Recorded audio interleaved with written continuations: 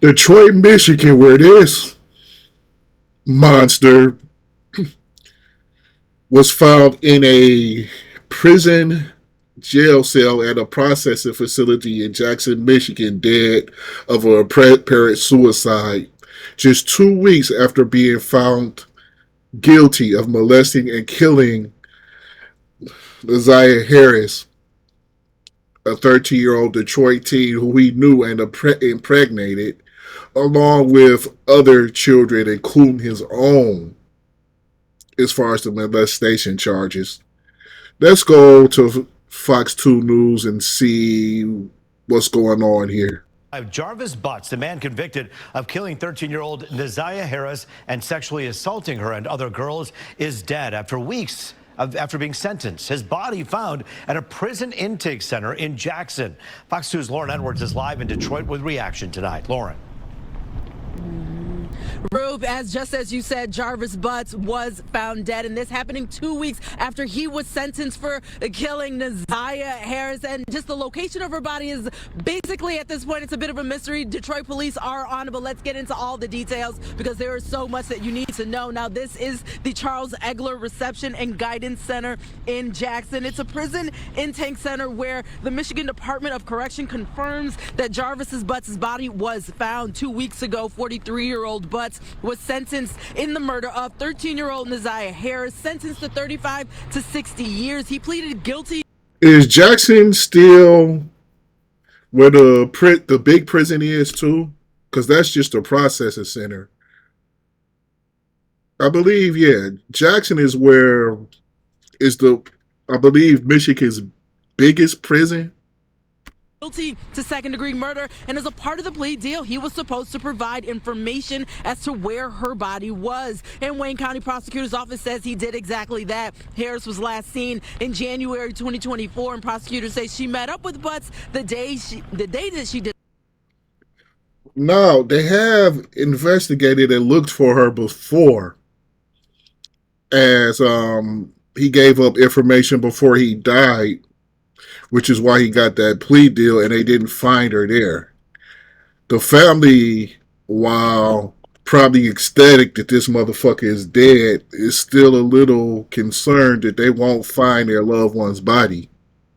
She disappeared and she was pregnant. Allegedly, Butts, the father of that child. And fast forward Thursday, MDOC says he took his own life. MDOC says the staff tried to save his life but were unsuccessful. Fox 2 spoke with Harris's cousin Roxy, who was out of town, about what happened and the concerns the family still has.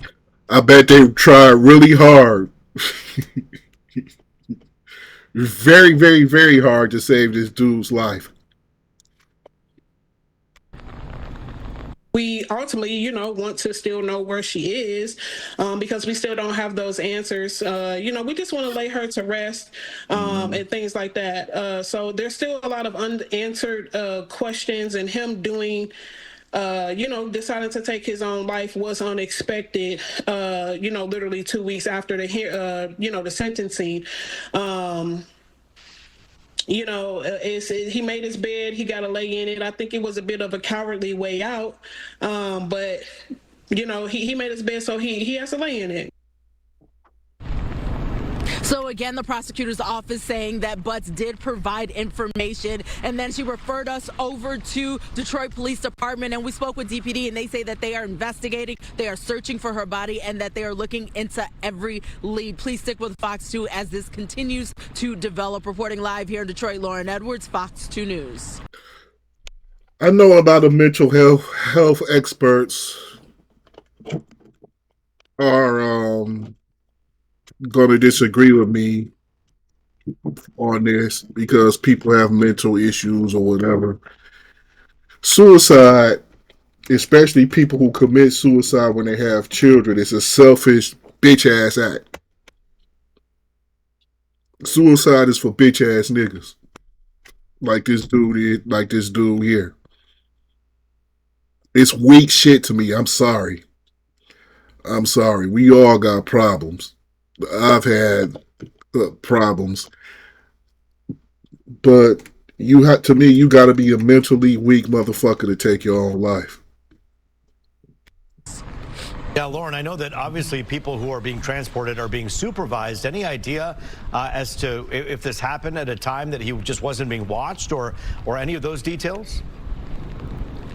You know, Ruth, there's so many questions as to exactly how this all unfolded. Those are questions that I have, that you have, that we hope to get answers about, you know, when and how all this exactly happened. So all I can say at this time is that please continue to stick with us. As I get these updates, I will be delivering them.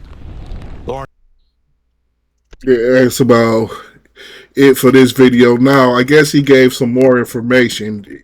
I guess he basically tossed the girl in the Rouge River that I'm hearing,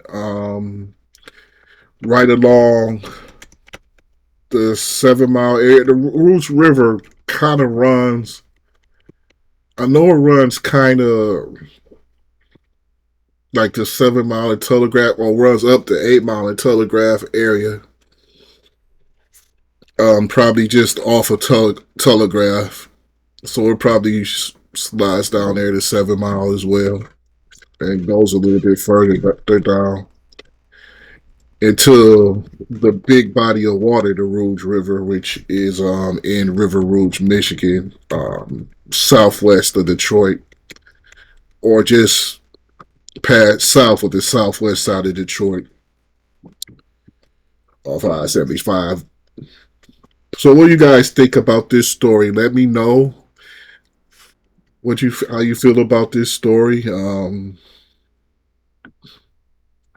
I really hope that they find the little girl's body, and sad that she's gone. But the guy who murdered her is apparently took his own life. At least that's what they're saying right now, Thursday morning.